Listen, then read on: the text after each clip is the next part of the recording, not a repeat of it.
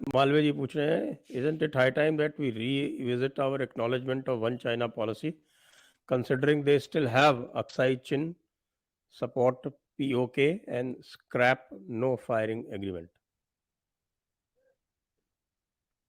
नहीं देखिए, मैं आपको एक बात बताता हूँ कि 30 साल तक, लगभग 30 साल तक डेंग ने शुरू किया था। उन्होंने एक स्लोगन लगाया था, पीसफुल राइज ऑफ चाइना।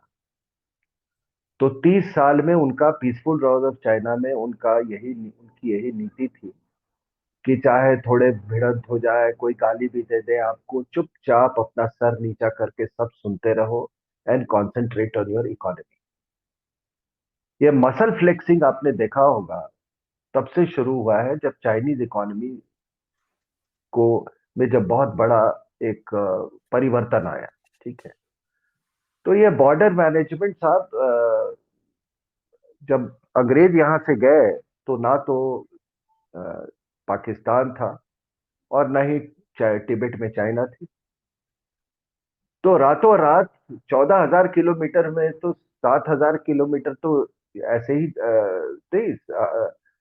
तकरीबन हाँ, 4,000 किलोमीटर बांग्लादेश, उस समय ईस्ट पाकिस्तान 3,000, 14,000 और सॉरी 10,000 से ज्यादा किलोमीटर आपके उसमें किटी में जुड़ गए।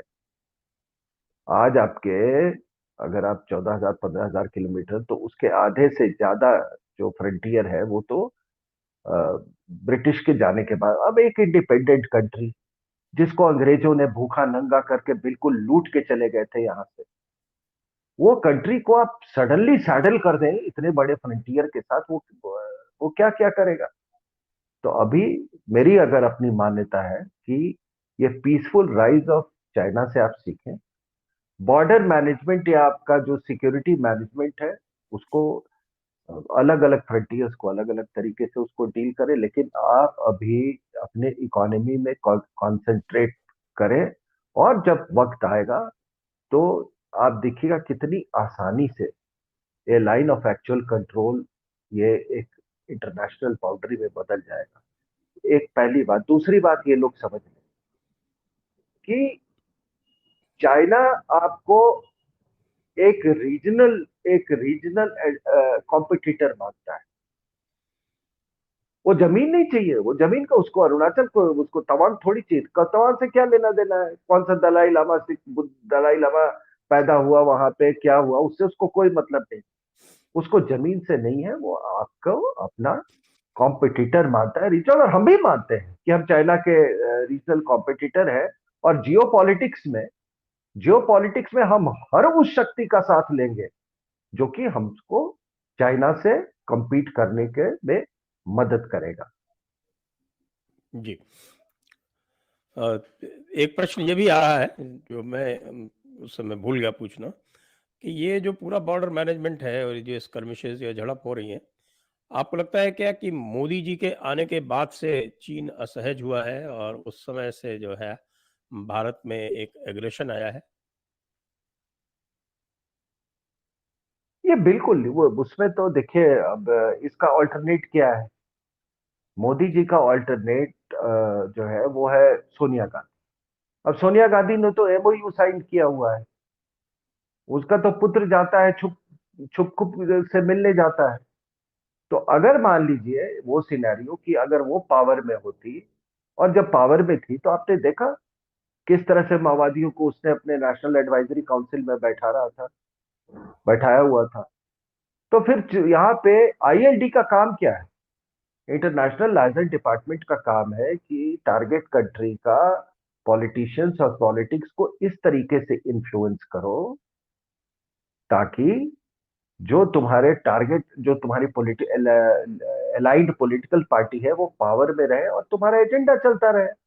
नेपाल में क्या हुआ था? नेपाल में ओली और वहां के जो महिला राजदूत थी, आपको मालूम है सब कि वहां पे क्या हुआ, किस तरीके से पूरा मैनिपुलेट किया जा रहा था नेपाल में पॉलिटिक्स। वो तो एक जमाने हनी में ट्रैप हो गया था। उनका उनका प्राइम मिनिस्टर ही हनी ट्रैप हो गया था। हाँ, तो तो आपने देखा, अब यहाँ पर मुझे नहीं मालूम कौन हनी ट्रैप हुआ हिंदुस्तान में या नहीं हुआ, लेकिन हाँ इतनी जरूर बात है कि आप सोचिए साहब, नहीं, दे हैव इन्फ्लुएंस ऑन, उनके उनके कांग्रेस पार्टी से एमओयू साइन है। सब लोग जानते हैं कि सीसीपी जो है वो एक वही वो सरकार है। क्या आपका भी कुछ है क्या इन्फ्लुएंस वहां पे? हो ही नहीं सकता है, because there is no multi party democracy in China. तो आप सोचिए हम कितना डिसएडवांटेज में है। और ये महिला का पिताजी जो थे, वो तो घोर कम्युनिस्ट था, he was an underground communist. आप पूरी हिस्ट्री पढ़ लीजिए। और तभी तो जी जब ये 140-47 सीट आई, तो ज्योति बासु ने कहा कि मैडम यू रूल फॉर 5, आप क्लिप्स निकाल लीजिएगा, madam you rule for 5 year. वो थोड़ी खुद एश्योरेंस दे रहा था, वो चाइनीज की तरफ से एश्योरेंस दे रहा था।